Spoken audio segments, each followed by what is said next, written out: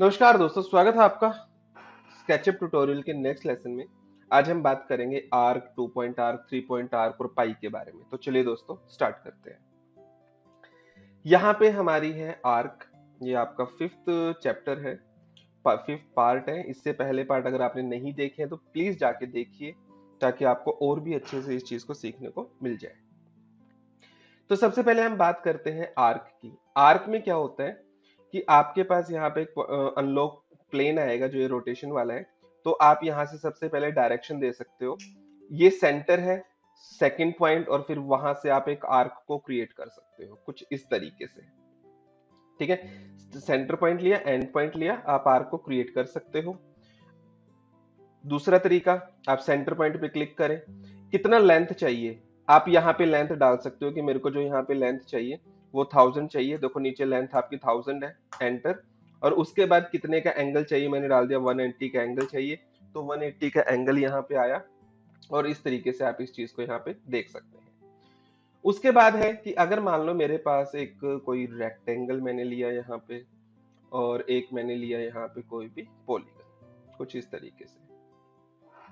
ठीक है, अब इसका बेनिफिट कहां पे होता है। अगर मैं यहाँ पे लेता हूं आर्क, ये मैंने सेंटर पॉइंट लिया, ये मैंने एंड पॉइंट लिया, और ये मैंने दूसरा एंड पॉइंट लिया। ऐसे ही मैंने सेंटर ये लिया, एक एंड पॉइंट ये लिया, एक एंड पॉइंट ये लिया। अब इस तरीके से मेरे को जो शेप चाहिए, मेरे को मिडल वाली चाहिए, तो उसके लिए मैं सिलेक्ट करूंगा, इस पर डबल क्लिक करके सिलेक्ट करूंगा, और कंट्रोल प्रेस करके इस पे भी डबल क्लिक करके सिलेक्ट करूंगा, और शिफ्ट प्रेस करके इसको डिसलेक्ट करूंगा और इसको डिसलेक्ट करूंगा, क्योंकि मेरे को ये डिलीट नहीं करना। अब मैं डिलीट कर दूंगा तो इस टाइप की मेरी शेप यहाँ पे बन जाएगी। अगर आपको इस तरीके की शेप चाहिए तो आप इस तरीके की शेप को यहाँ पे यूज कर सकते हैं। इसको आप यहाँ पे भी यूज कर सकते हैं कि मान लो आपने यहाँ पे सेंटर पे क्लिक किया, एक पॉइंट आपने ये लिया, और दूसरा पॉइंट आप इस तरीके से ले रहे हो यहाँ पे। इस तरीके से आपको कोई शेप चाहिए, या फिर यहाँ पे एक पॉइंट यहाँ पे और एक पॉइंट यहाँ पे, इस तरीके को आपको शेप चाहिए, आर्क चाहिए, तो आप इसका यूज कर सकते हो। आप एक्सिस भी चेंज कर सकते हो कि आपने एक सेंटर पॉइंट लिया यहाँ पे, एक पॉइंट यहाँ पे लिया, एक पॉइंट यहाँ पे लिया, और आप यहाँ पे अब प्रेस कर सकते हो कि एक्स एक्सिस में चाहिए, वाई में चाहिए। अगर आप यहाँ पे राइट एरो प्रेस करेंगे तो रेड एक्सिस तक आएगा, लेफ्ट करेंगे तो ग्रीन एक्सिस तक आएगा आपका ये वाला आर्क। तो ऐसे करके आप अपनी आर्क को यहाँ से ड्रॉ कर सकते हैं इस तरीके से। क्लियर है? ये तो थी नॉर्मल आर्क आपकी। अब आती है 2 पॉइंट आर्क। 2 पॉइंट आर्क में आपके पास 2 पॉइंट्स होंगे। फॉर एग्जांपल आपने यहाँ पे कोई भी एक रेक्टेंगल लिया, कोई भी आप एक रेक्टेंगल लेते हैं यहाँ पे, आप यहाँ पे 2 पॉइंट आर्क ले, पहला पॉइंट ले, सेकंड पॉइंट ले, और आप एक आर्क बना दें। आप इस तरीके से आर्क बना सकते हो। आर्क में एक चीज और मैं बता दूं, मान लो आपने कोई भी आर्क ली, वही जो सर्कल के अंदर थी, नंबर ऑफ सेगमेंट्स आपको कितने चाहिए, आपने आर्क बनाई, अगर आप कंट्रोल प्रेस करके माइनस करेंगे तो नंबर ऑफ साइड्स आपकी कम हो जाएंगी कुछ इस तरीके से। मिनिमम आप 2 रख सकते हैं यहाँ पे आर्क के इसमें। कंट्रोल प्रेस करके प्लस करेंगे तो आप नंबर ऑफ साइड्स यहाँ पे इंक्रीज कर सकते हैं, डिक्रीज कर सकते हैं, इंक्रीज कर सकते हैं। और वही फिर एग्जांपल कि आप 6s प्रेस करें, इन मेजरमेंट टूल आप देख सकते हैं, आप एंटर करें तो आपकी 6 साइड यहाँ पे हो जाएगी। बट आर्क के केस में भी ये काम नहीं करती इन दिस वर्जन। आप यहाँ पे बना सकते हैं, और उसके बाद कंट्रोल प्रेस करके प्लस करेंगे तो आपकी आर्क की सेगमेंट्स इंक्रीज होते चले जाएंगे, और उतनी ही आर्क आपकी स्मूथ होती चली जाएगी। जैसे आपने अभी यहाँ पे आर्क बनाई, 2 पॉइंट आर्क आपने ली यहाँ पे कुछ इस तरीके से, और कंट्रोल प्रेस करके नंबर ऑफ सेगमेंट इंक्रीज करोगे तो आपकी आर्क वो स्मूथ हो जाएगी। अभी ये आर्क बनी है, बिल्कुल आपके प्लेन पे बनी है। अगर आपको हाइट पे चाहिए तो आर्क के आप यहाँ पे क्लिक करें, यहाँ पे क्लिक करें। जब आप आर्क बना रहे हो तो अप एरो सेलेक्ट करें तो वो अप साइड आएगी। अगर आप लेफ्ट करेंगे तो एक्स एक्सिस पे नहीं आ सकती, राइट करेंगे तो आपके देखो यहाँ पे रेड एक्सिस पे आपकी यहाँ पे लाइन आएगी, आपकी आर्क बनेगी।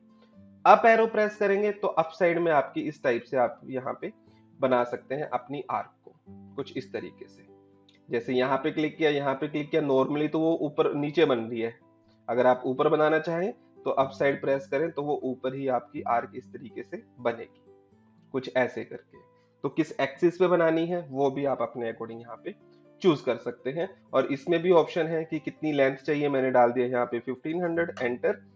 और उसके बाद कितना एंगल चाहिए वो भी आप डाल सकते हो कि 500 का एंगल चाहिए, तो वो यहाँ पे आप इस तरीके से बना सकते हो। क्लियर है? उसके बाद बात करते हैं यहाँ पे 3 पॉइंट आर्क की। 3 पॉइंट आर्क में क्या होता है कि आपके पास 3 पॉइंट होते हैं। 3 पॉइंट आर्क के अंदर आप क्लिक करें, first point, second point and third point, कुछ इस तरीके से आप आर्क को क्रिएट कर सकते हैं। कोई भी आपके पास यहाँ पे पेंटागन है, हेक्सागन है, कुछ भी आप है, तो फर्स्ट पॉइंट, अगर मैं यहाँ पे आर्क लेता हूँ, अगर मैं आपको दिखाता हूँ यहाँ पे, तो first point, second point and third point कुछ इस तरीके से आपको बनानी है आर्क। तो इस तरीके से भी आप अपनी शेप को क्रिएट कर सकते हैं। फिर वही है, कंट्रोल माइनस से सेगमेंट कम, कंट्रोल प्लस से आप सेगमेंट को ज्यादा कर सकते हैं, और आप अपनी आर्क को यहाँ से स्मूथ कर सकते हैं। क्लियर है? बहुत जगह काम आएगी। अब जैसे जैसे हम आगे प्रोजेक्ट्स पे काम करेंगे, तो यही टूल्स आपके काम आएंगे, किस तरीके से आप उस चीज को वहां पे क्रिएट करेंगे। उसके बाद है पाई। पाई क्या करता है कि आप यहाँ पे सेंटर पॉइंट लेंगे, एंड पॉइंट लेंगे, और वहां से जो भी आर्क बनाएंगे वो उस पोर्शन को क्लोज कर देगा, सिर्फ एक सरफेस बना देगा। सिर्फ ये डिफरेंस है पाई और आर्क में।